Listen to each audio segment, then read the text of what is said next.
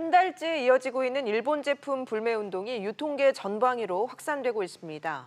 이 가운데 일본 국제예술제에서 평화의 소녀상 전시가 중단되는 등 한일 갈등은 더욱 고조되고 있습니다. 강상 기자와 이 내용 짚어보겠습니다. 자, 강 기자. 네. 일단 불길처럼 번지는 일본 제품 불매 운동이 이번에는 좀 예사롭지 않은 모습이군요. 그렇습니다. 일본의 화이트리스트 배제 조치가 결정되면서 일본 제품 불매 운동이 더욱 확산되고 고조되는 모습입니다.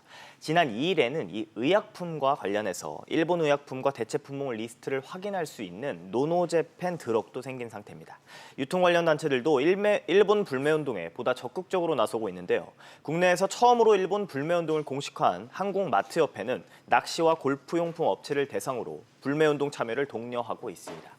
이에 직격탄을 맞게 된 일본 기업들은 상황이 더 깊어질까 노심초사하고 있는 모습입니다.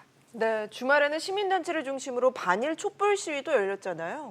네, 민주노총 등 600여 개 단체가 참석한 이 지난 3일 집회엔 주최 측 추산 약 15,000여 명이 참석했습니다. 참가자들은 아베 정권 규탄한다, 강제징용 사죄하라라고 쓰인 팻말을 들었는데요.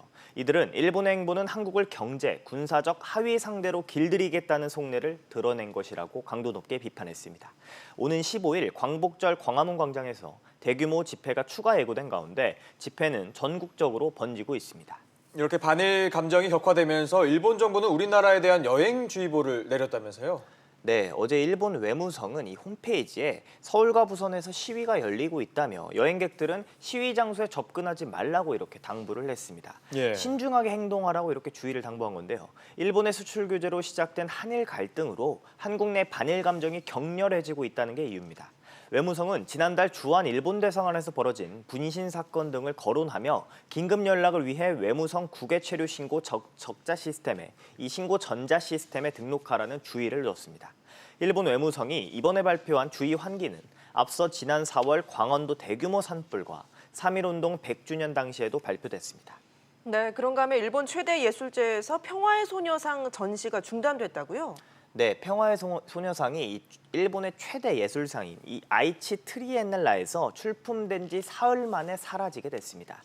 스가 요시히데 일본 관방장관과 오무라 히데야키 아이치현 지사의 일방적인 통보로 관람이 막히게 된 건데요.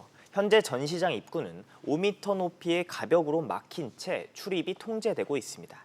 자체 기획전을 중단한 것에 항의해서 본전시에 참여한 다른 한국인 작가들도 이 작품을 철수하기로 했습니다. 전시 중단과 관련해 예술제 큐레이터와 작가들은 성명을 통해 전후 일본의 최대 검열 사건이 될 것이라고 비판했습니다. 네, 알겠습니다. 강 기자 얘기 잘 들었습니다.